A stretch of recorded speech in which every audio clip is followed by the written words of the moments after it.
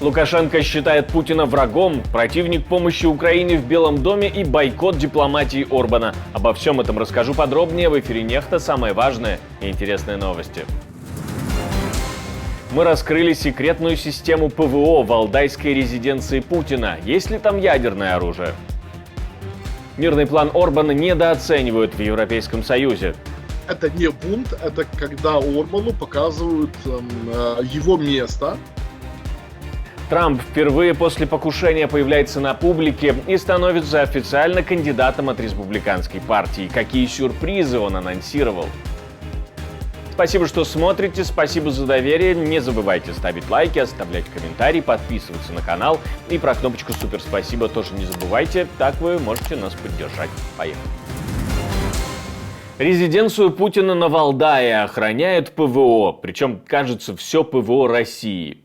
Радио «Свобода» нашли башню с системой ПВО «Панцирь-С-1». Вторая вышка спрятана недалеко. Мы поискали еще и нашли и третью, и четвертую. И даже систему противоракетной обороны, которая должна противодействовать ядерному удару. Ничего не происходит. До Белгорода просто перегонять далеко. Тем временем массированный ракетный удар российские войска нанесли по территории Сумской и Черниговской областей Украины. Все детали этого обстрела вы сможете найти в нашем телеграм-канале. А вот ответ на вопрос, зачем россияне обстреливают северные украинские области, у нас есть. Оттягивают резервы. Противник сейчас пытается, по крайней мере, он выполняет одну из задач, которую он перед собой ставил. Она связана с тем, чтобы сковать наши резервы. Мы же с вами прекрасно понимаем, что для того, чтобы остановить их наступление в том направлении, и для того, чтобы заставить их отступать, нам нужно было привлечь какие-то силы и какие-то средства. И отвлечь боеприпасы, личные составы, командиров и так далее. Да? То есть все эти силы и средства, они же могли быть переправлены в том числе и на Покровский участок, и под Торецк. И, может быть, тогда мы с вами уже не говорили бы о том, что там продолжается ползущее наступление российской армии. Поэтому, к сожалению, помимо буферных зон, помимо продвижения на Волчанск и продвижения к Харькову, вот эта вот задача, связанная с тем, что они сковывают наши резервы, к сожалению, пока российская армия выполняется в целом. По всей видимости, они действительно могут усилить свое давление там для того, чтобы попытаться, по крайней мере, продвинуться вперед. Да, у них Волчанск, скорее всего, даже может в самоцель превратиться. 3 из 4 партий левого блока, победившего на выборах во Франции, согласовали кандидатуру на должность премьер-министра. Кандидатуру Лоренс Тубиана предложили социалисты, экологи и коммунисты. Ей 73, она ученый и дипломат, была одной из главных участниц переговоров по историческим Парижским соглашениям 2015 года, а с 2017 возглавляет Европейский климатический фонд. Не связана ни с одной из политических партий, и только одна партия из левого блока предлагает своего кандидата и не хочет видеть постороннюю особу. К тому же кандидат от этой крупнейшей партии из блока левых, непокоренная Франция, Поль Ванье, говорит, что взгляды Лоренс Тубиана слишком близки к взглядам Эммануэля Макрона. Наша команда существует благодаря вам. Поддержите ее, чтобы мы могли продолжать нашу работу. Представители Министерства иностранных дел стран ЕС собираются бойкотировать встречу в Будапеште под председательствованием Венгрии. Все из-за мирного и мирового турне Виктора Орбана в Киев, Москву и Пекин. Хоть премьер-министр Венгрии и говорит, что по результатам своих поездок составил мирный план и предоставил его членам ЕС, но там пока не комментирует его содержание, даже его наличие. Вместе с тем, решение о бойкоте объясняется нежеланием играть роль реквизита. А издание «Политика» пишет, что саммит глав МИД рассматривается как возможность для правительства Виктора Орбана сформировать свою внешнеполитическую повестку Европейского Союза, продвигать свою пропаганду, а для его министра иностранных дел Петра Сиярта оказаться в центре внимания. Несколько источников издания «Политика» среди европейских дипломатов подтвердили намерение главного дипломата ЕС собрать официальный совет руководителей Министерства иностранных дел стран Союза накануне встречи в Будапеште. Если в тот же день состоится официальный совет по иностранным делам, организованный верховным представителем Борреллем, министры не смогут поехать в Будапешт. О том, что происходит с Орбаном, может ли случиться так, что он на самом деле приготовил хороший мирный план, который просто недооценивают, мы поговорили с политологом Алексеем Буряченко.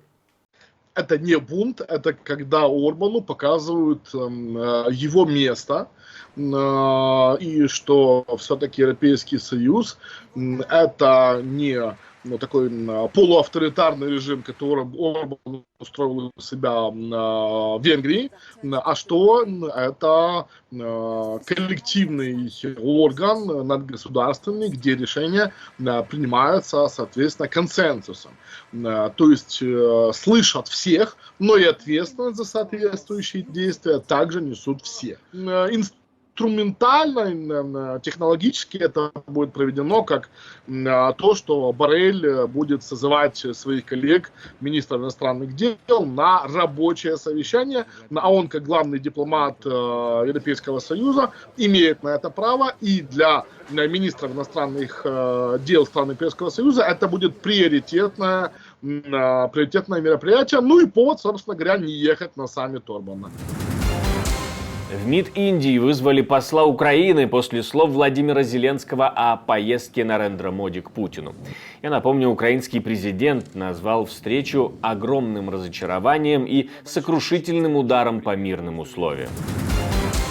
В Москве утонул член делегации от сельхозпредприятия Северной Кореи Ким Кум Чоль. Он приехал в столицу России с рабочим визитом, жил в посольстве КНДР. Из-за жаркой погоды он решил искупаться в пруду в Зеленограде, после чего не вышел на связь, а его тело обнаружили в пруду на следующий день. Украинскому разведчику Роману Червинскому изменили меру пресечения. Его освободили под залог в размере 9 миллионов гривен. Это чуть больше 200 тысяч долларов. Напомню, обвиняется Червинский в превышении должностных полномочий. Ранее он служил в силах спецоперации Украины и Главном управлении разведки. Украинские медиа утверждают, что он принимал участие в задержании Владимира Цемаха, подозреваемого в деле о сбитом малайзийском Боинге в 2014 году под Донецком. А также его связывают с попыткой задержания группы вагнеровцев в Беларуси в 2020-м. А западные медиа, к примеру, The Washington Post, сообщает в ноябре 2023 года, что по данным украинских и европейских чиновников, Роман Червинский координировал диверсию на Северном потоке в сентябре 2022. Лукашенко назвал Путина врагом Беларуси. Судя по всему, ведь в своем обращении о врагах Беларуси он и войну войной назвал. А это уже заявка на статью о дискредитации армии РФ. И о тех, кто втягивает Беларусь в эту войну, тоже. Нам также нужно выстоять, не дать возможности врагам втянуть в Беларусь в военный конфликт. И мы делаем для этого все необходимое, в том числе и разместив у себя самое страшное ядерное оружие. Нас упрекают в эскалации и нагнетании обстановки. А на деле мы просто обеспечиваем нашу военную безопасность, укрепляем обороноспособность государства. Мы не допустим повторения трагедии 1941 года. Мы и далее будем развивать, укреплять и совершенствовать наши вооруженные силы. К слову, сегодня белорусская авиация была поднята в воздух из-за нарушения воздушного пространства со стороны Украины. Но агрессором тут стали два российских шахеда. Республиканцы выбрали Трампа. Съезд партии формально утвердил Дональда Трампа кандидатом. Там с воодушевлением смотрят на президентские выборы и оценивают шансы привести его к президентству очень высоко. К тому же Трамп появился с повязкой, показал тот же жест рукой, который показывал после покушения, и представил кандидатуру на пост вице-президента. Им стал сенатор от штата Огайо Джеймс Дэвид Венс. Отзывы среди республиканцев на Венса тоже положительные. Я в восторге от Джей Ди Венса. Он бизнесмен. Теперь вместо одного бизнесмена у нас есть два великих бизнесмена, и это то, что нужно нашей стране. Нам нужны бизнес-лидеры, и Джей Ди Венс – отличный выбор. Но кандидатура Венса не для всех окажется, скорее всего, хорошей. Например, если брать во внимание его слова о помощи Украине. Выбрав оборонную стратегию, Украина может сохранить свою драгоценную военную силу, остановить кровопролитие и получить время для начала переговоров. Но для этого и американское, и украинское руководство должны признать, что цель войны, которую провозгласил Зеленский, возвращение к границам 1991 года, фантастическая. В одном из последних заявлений Венс предлагал Украине оставить часть территорий России. Только в этом он видел выход, а также ставил под сомнение военную помощь Киеву. Мол, если предыдущие пакеты помощи не позволили пока получить победу, почему помогут следующие?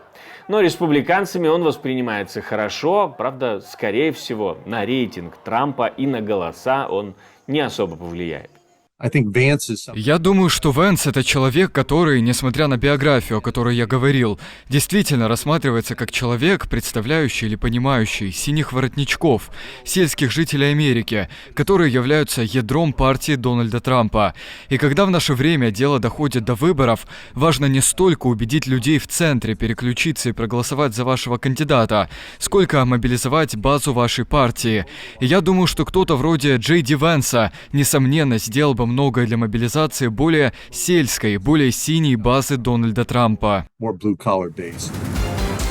На этом все. Я хочу напомнить, что мы существуем только благодаря вашей поддержке, ваше спонсорство, донаты. То, что вы нажимаете кнопочку «Супер спасибо», помогает нам снимать новые и новые видео. Не останавливайтесь на достигнутом, и мы не будем останавливаться тоже.